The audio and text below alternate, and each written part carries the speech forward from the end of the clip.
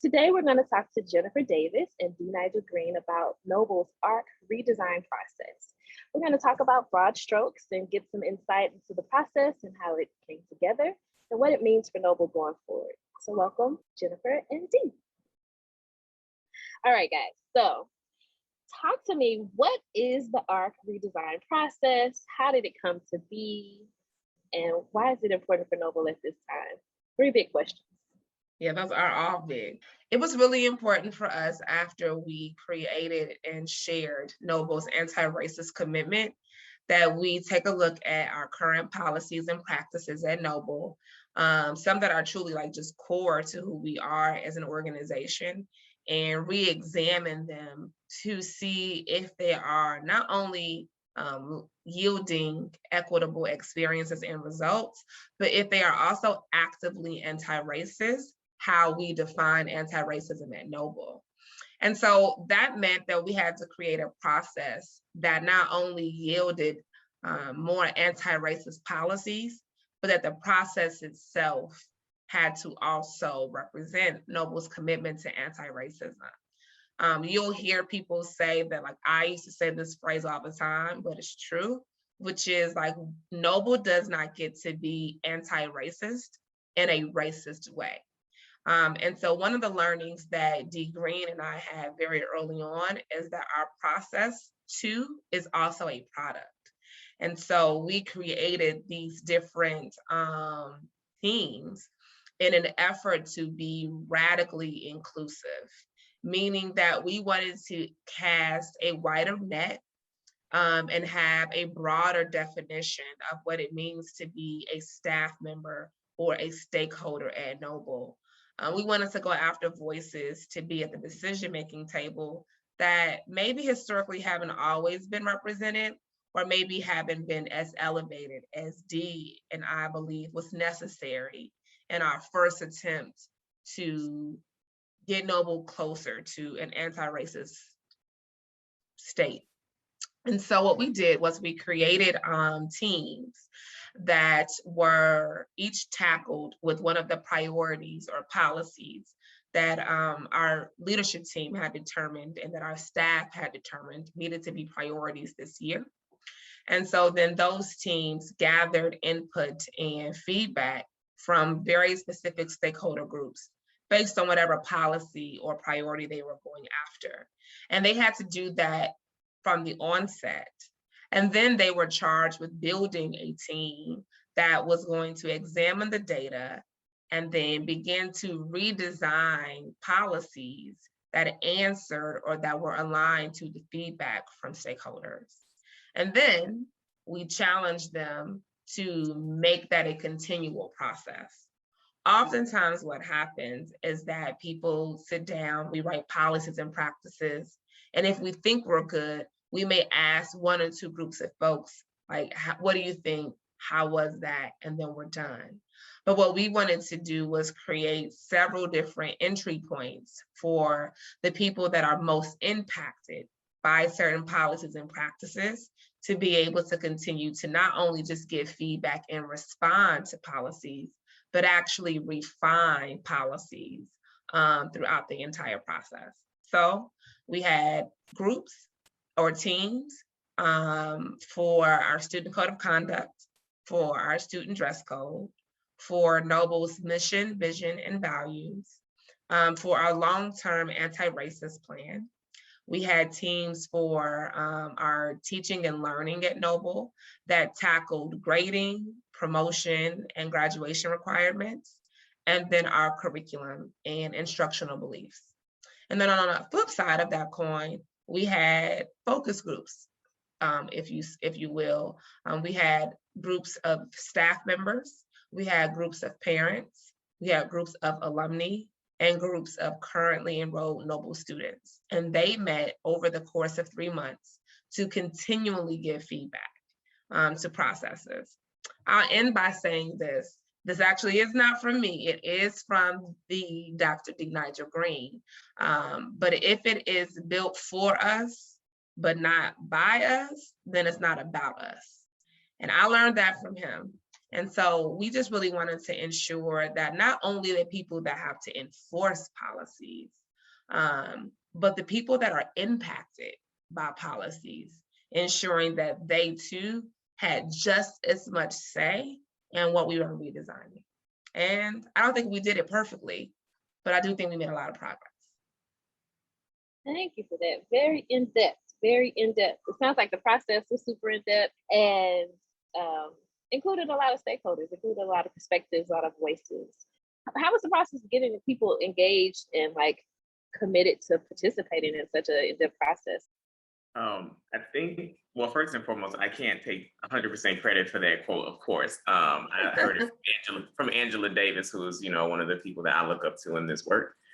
But in terms of getting folks on board, I would say people were pretty eager to have voice in some of the outcomes, particularly around our anti-racist commitment. Once that document hit the streets, so to speak, it led to a lot of passion, both internally at Noble and our community members that don't always have voice or space at Noble. And so once that was made public, then it became a matter of like, how do we create the forums to bring folks into these spaces? And so you'll hear that some design teams, people that were charged with like the creation or reimagining of products, had application processes where, multiple folks threw their name in the hat and folks were chosen for those specific processes.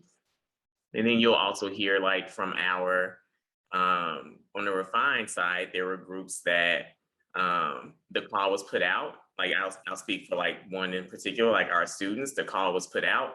Principals, put it out there via their deans of students or what have you, and students signed up and said, I want to be a part of this. And so we ended with, I believe, somewhere between 30 and 40 students that were part of that group. And so for each design and refine team, it was, a little bit different in terms of how they went through their procedures. I would say for the most part, there was an eagerness and a passion to be involved in this work. And we were better for it because of the volume of voices that we had during this process. Yeah, when I counted last, we had 301 people that set in on one of the teams. So that was our total for both sides. And I think that's a big deal.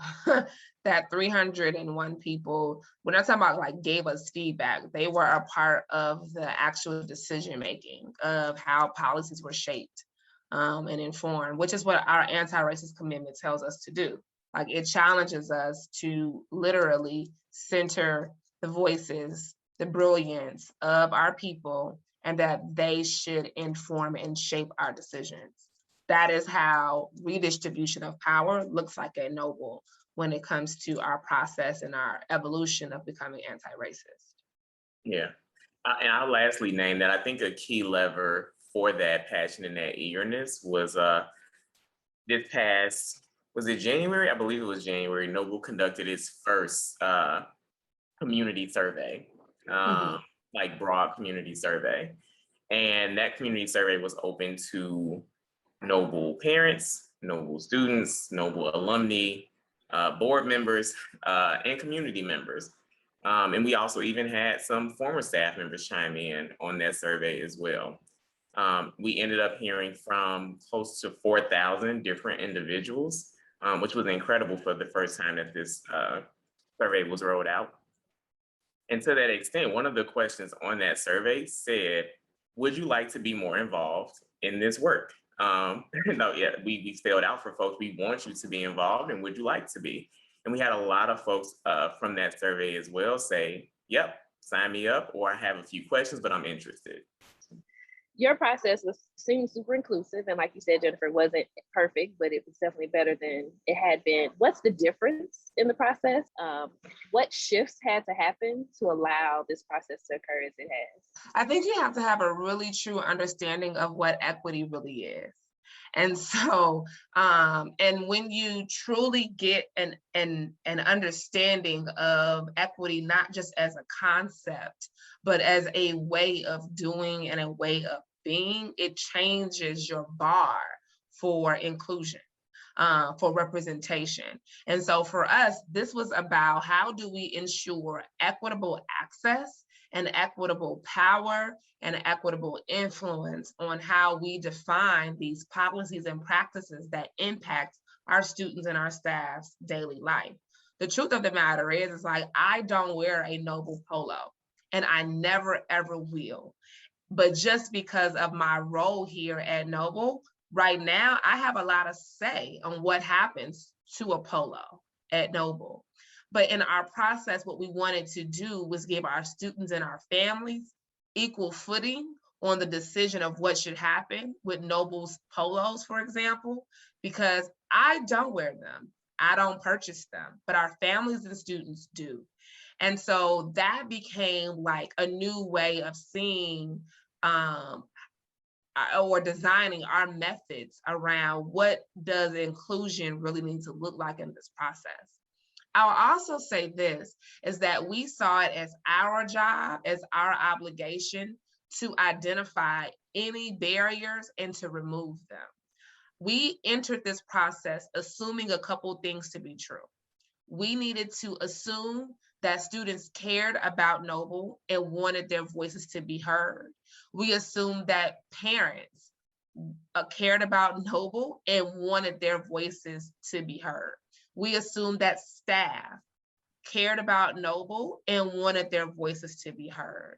And so then with those assumptions, we had to make sure then if that's true, what barriers could possibly be in the way that we need to actively dismantle or get rid of to increase representation and participation. That's why we did do surveys for parents, but we also did meetings in town halls at 6 campuses to hear from parents, because every parent may not have the time to sit down and complete a very long survey, or may not want to share their feelings and their opinions in that way, but they do want to sit down and talk face to face with you and share with you their thoughts. We also did a phone banking campaign where our government and community affairs team got on the phone and called parents, because maybe I don't have access to the internet or email address. Maybe my email that I shared in the listserv when my child was a freshman has changed now. Maybe I gave my work email address and I don't work at the same place that I once did. There's all these barriers that could be in the way, but what could not be the barrier is our assumption, oh, parents from this campus didn't respond. It has to be because they don't care. And like, for us, that just wasn't an option. We had to ensure that they had an equitable representation and role in the process. And so I think like that's the mindset that you have to have, that you have to see equity as a way of being. And then you design from there. So we designed at the margins. What I mean by that is, what groups do we normally exclude? Do we normally not elevate? And then we took upon ourselves to do a really big job of not only like designing at the margins, but going to the margins and then elevating those voices. Because at the end of the day, I don't buy a polo or wear a polo. So we did believe that those that do should have equal say in what happens. The question I have with that is, how does that then become replicated at 18 schools? And have we thought through that process? What are some things that might be in place now? I think we can take a stab at it, but I also want to note that the assumption also, like, we also have to assume that our campuses want parent voice, you know, and like, we need to figure out like how to bridge the gap between their desire for parent voice and our parents' desire to give that voice. We have to figure out what that connection is. In our 18 campuses, like we always talk about their distinct personalities, they also have distinct challenges and distinct communities that they serve, et cetera, et cetera. And so I don't think there's like a one size fits all that can be replicated across campuses. I do think that every campus has some form of representative or community member that runs their parent action committee, their PLS or what have you. I know that every campus has an associate that is on the GTA team, our government and community affairs team. And I think that those two continuing to work in alignment and in accordance with one another will help identify the specific challenges to bridging that gap for that community and that school, and then building upon that to create a more inclusive practice that involves our parents and our students more, actually.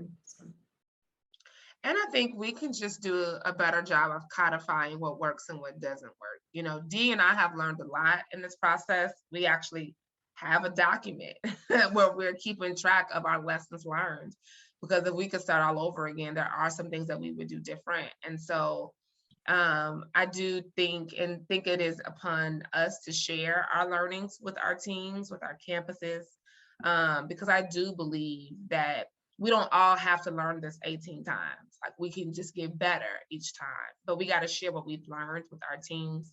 The last thing I'll say too is that it is a desire of the equity team to continue sharing and launching our community survey. And I do believe that if we make that a habit at Noble, that we will see parent engagement and parent voice and student voice cascade over time. This was our first time in 20 years from centrally asking our parents and our students about what they think about us and what do they want to be true.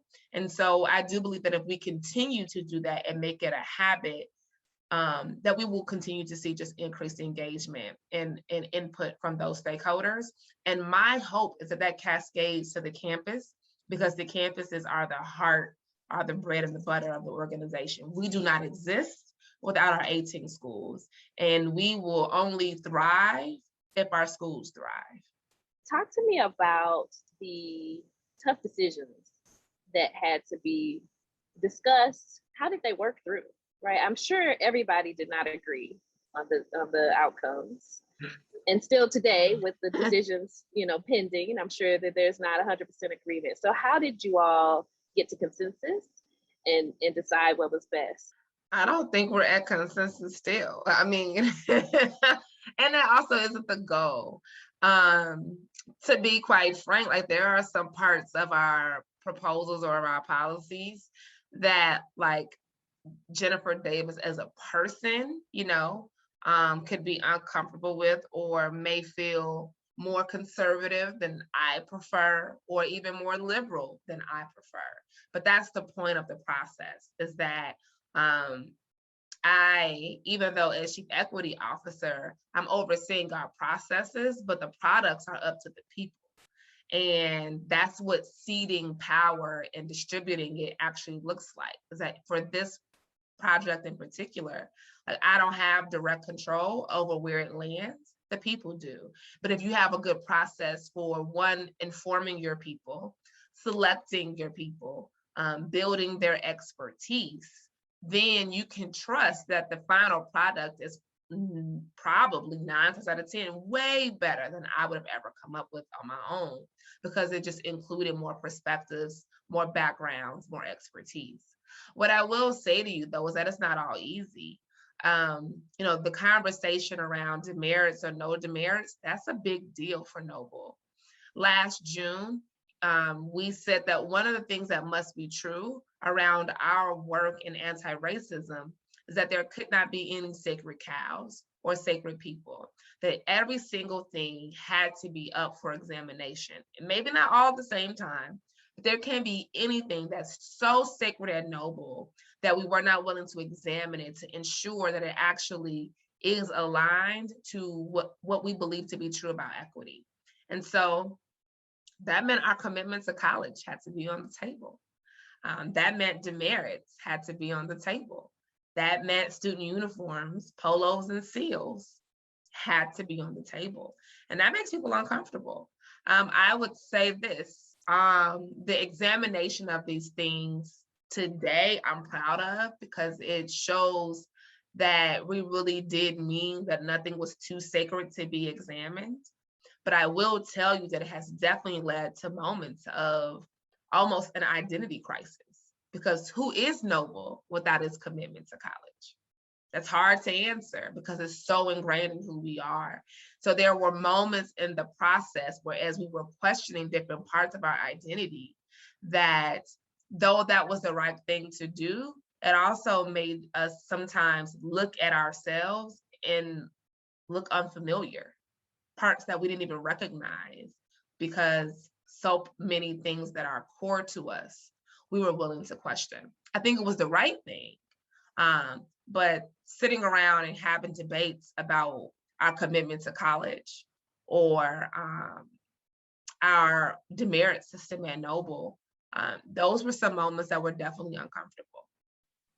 Yeah, like even considering like unanimous decisions in this regard is like unfathomable to me. Like if you put me in a room with my 6 brothers and said, "What restaurant do y'all want to go to?" Like we, like it's going to be a messy conversation, you know. And so when we're talking about like anti-racist work, like and what that looks like from people, and at this point 300 to 4,000 to 14,000 folks with varied backgrounds and perspectives and contexts. There's no like unanimous decisions are not like the goal, and they can't be here, right?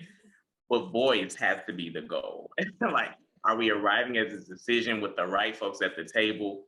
Do they have the right knowledge, the right context? Do they have the space to share what they need to share? Once our group is informed by the voices of everyone, can we get to a conclusion that says this seems to be the right direction for us to go? This seems to be the anti-racist direction for us to go. We know that once all of these decisions roll out, there will be some folks that question like Noble's identity. JRD and I didn't have sway, like we didn't have final say, you know, and I want to be clear about that. And so like the decision that comes out, we weren't like, no, we don't like that. This is instead what's going to happen. We have to roll with it. And I told JRD, and this might be oversharing, but let me know. I like to overshare. I told JRD that there was a singular decision that if it came back this way, Noble's identity may not fit my identity anymore. And I needed to be clear about that. And thankfully that decision came back and it, you know, we're aligned. But if it hadn't, I would have had some decisions to make, you know? And we know that when these decisions roll out, people will also be looking at Noble's identity as it aligns with theirs. And that's okay. We want to be clear, right? Like we want to provide the information. We want to be clear in terms of our direction. And we want to make sure that we are creating equitable and justice-driven outcomes for everyone that we serve. And that's where I think we're landing, even though it was a very messy process. I think what keeps people from doing it is because of the messiness, right? Like not being able to control it, not being able to have their final stamp on it, and really trusting the process, trusting the people that you're working with to know that what comes about will be the right thing. And it doesn't have to be the concrete thing, right? Like we do what we need for the people that we have. And it leads to my next question. How do we, Jennifer, you talked about this being a continual process throughout this semester, this year, but like how does this continue on beyond the survey going into the coming years, the next 20 years of Noble, hopefully? Yeah, so we're not seeking like perfection. There are definitely going to be holes, there are going to be blind spots in the things that we are rolling out that we will need to adjust and make pivots and modify based on what we see. And I think that happens a little bit because also we haven't been together in a year and a half. And so all of us are kind of working from what we remember to be true about being live and in person in schools. And all of us are a year and a half removed from that. And I think we got to just be mindful of that. And we're all going to return back to our school buildings in person in August, but no one's the same either. And so even if we do remember what things were once like, how things were once no longer is. And so we just need to be ready for what that all is actually going to mean, because Noble isn't the same as it was a year and a half ago before our 2 pandemics, because the people are not. And so, you know, even with these policies and practices that we are rolling out and working really hard, I do think we're all going to just have to be mindful, be gracious, and be patient, and know that like it's not going to land perfectly because none of us are the same people anymore. The other thing I wanted to say around like how does this continue is like, I don't think that every single year, right, we should be talking about our mission, vision, and values, because that will just create chaos. But I do think it is okay to take time away, to step back, be reflective, and reevaluate, are we still on the right path? Do we still want this path to be true for us?